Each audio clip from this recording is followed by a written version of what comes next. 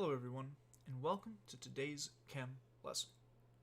Today, we are going to begin our talk about the periodic trends. We are going to look at ionization energy and how, looking at the periodic table and the way that the elements and electrons and shells are all arranged, we can tell where ionization energy will be high, where it will be low, and the reasoning behind that. But first, we kind of need to define ionization energy.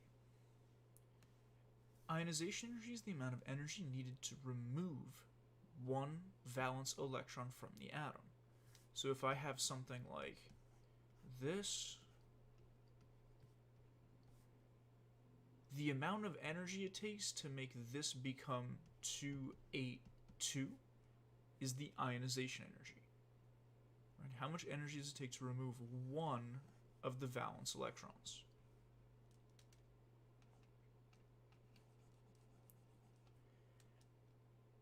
Things that want to lose electrons, right? Something like sodium here, which has an electron configuration of 281. Things that already want to lose electrons are going to have a low ionization energy. It is not going to be difficult to make this element lose this electron.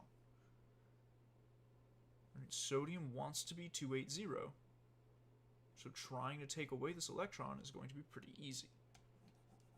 On the other hand, things with high numbers of valence electrons, things that want to gain electrons, are going to have high ionization energies because it's going to be difficult to remove one of these electrons. Right? This element, chlorine, wants to gain electrons. It does not want to have them taken away. So it's going to be difficult to make this become a 6. Right? Make it go down and remove one electron.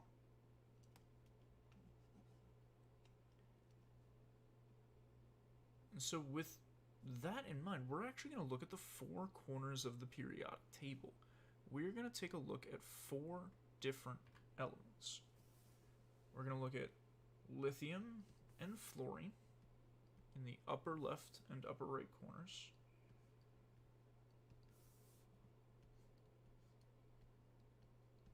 And then we're going to look at francium in the bottom left corner. And unseptium in the bottom right corner.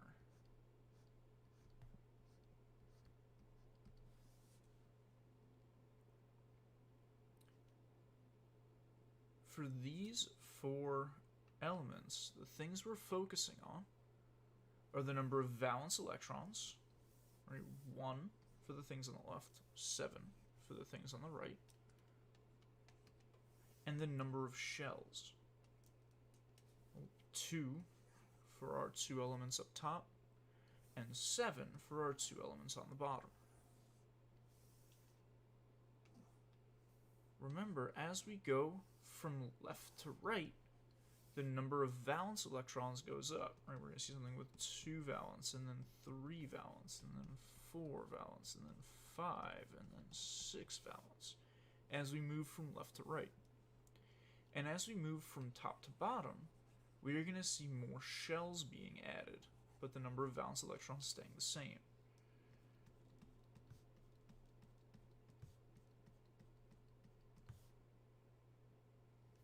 Each row represents a new shell being added.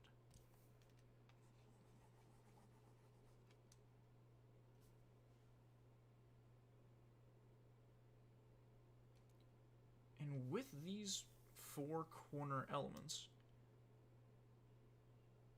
we can actually figure out where ionization energy is going to be the highest and where it's going to be the lowest. Elements with high numbers of valence electrons have a high ionization energy. Right, so these 2 over here are going to be high ionization energy. These 2 over here on the left, they have 1 valence electron. They want to lose electrons. They're going to have low ionization energy. It is not going to be difficult to make these elements lose their valence electrons.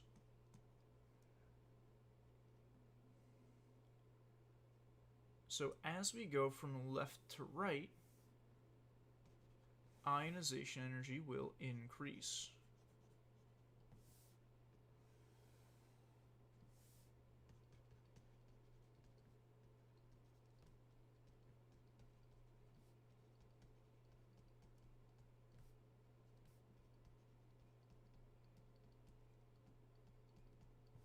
And the reason is because more valence electrons equals higher ionization energy. Or, to put it better, more valence electrons means less likely to lose electrons. So it's going to be easy to take this one, a little bit harder to take the second, a little bit harder to take the third, a little bit harder to take the fourth, a little bit harder to take the fifth, a little bit harder to take the sixth, a little bit harder to take the seventh.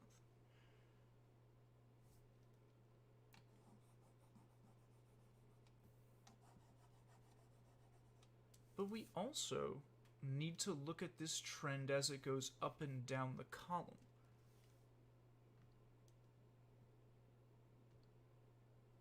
Both lithium and francium have one valence electron. Both of these want to lose a valence electron.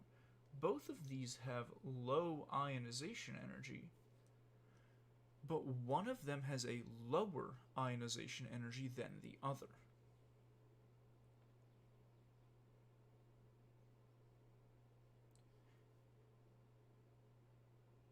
The thing that's going to make the difference here is the number of shells. Lithium only has 2 shells, while francium has 7. This valence electron is closer to the nucleus than this valence electron is. So if an element comes along and tries to take this valence electron, it's going to be easier because it's further away from the nucleus, the thing that's pulling it in. So even though both of these things want to lose, lithium is going to hold on to its electrons a little bit better.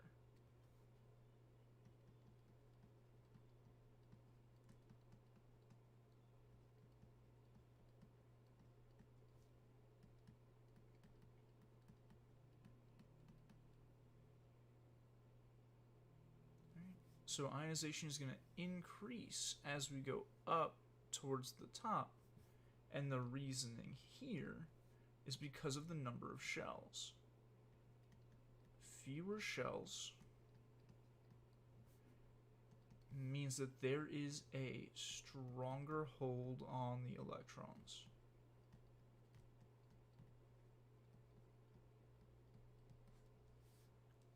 It doesn't matter that they both want to lose. The fact of the matter is that lithium has fewer shells. Those electrons are closer to the nucleus, the source of the positive pull on those electrons, so they're held just a little bit tighter than francium's.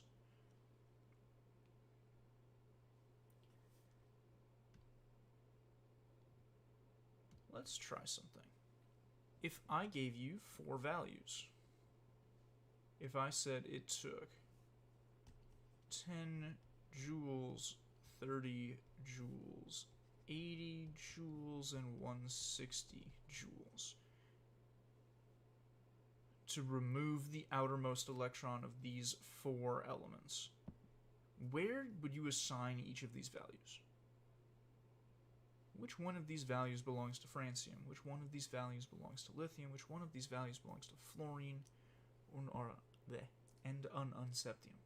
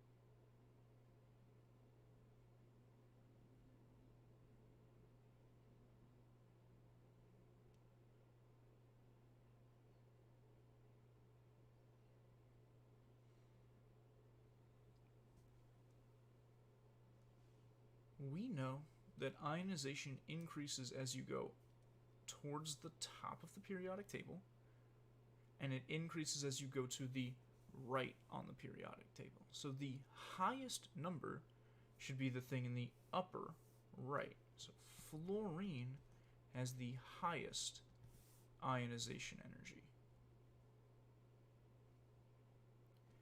Unseptium is going to have the second highest, because even though it's on the bottom, it still does not want to lose electrons. It still has more valence electrons, and that's actually going to play in and make it a higher number than lithium, who wants to lose, and francium, who also wants to lose. Right, the two lowest values are going to go to the two things that want to lose electrons. The lowest is going to go to the thing that wants to lose electrons and has the most shells. 30 for lithium, because it wants to lose, but it's stronger at holding on to them, the electrons, than francium is.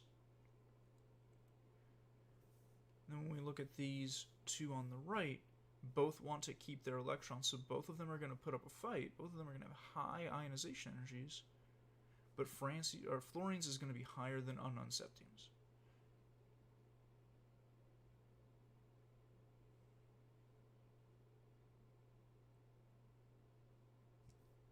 And so when we look at the periodic table, right, when we look at it in the grand scheme of things, not looking at just the four corners, when we look at the whole periodic table, if we are asked to compare two elements, we can tell which one of these has the higher ionization energy. Because we know the further up and to the right you are, the higher your ionization energy is going to be. So if we look at these two elements specifically, we can say that Y has a greater ionization energy than X.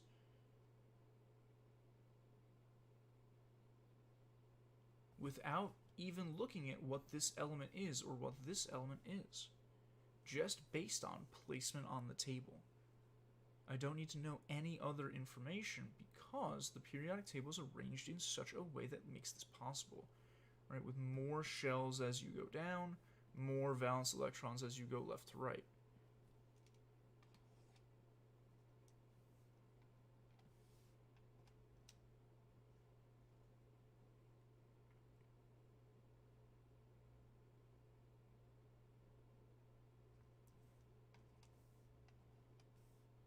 Next time, we are going to look at electronegativity and how its trend is affected by the four corners, and how we can look at the periodic table and assign values and know which one is a stronger puller of electrons. But for now, I'm going to transition us over to our Zoom meeting for questions, comments, concerns, and attendance, and I will see you there.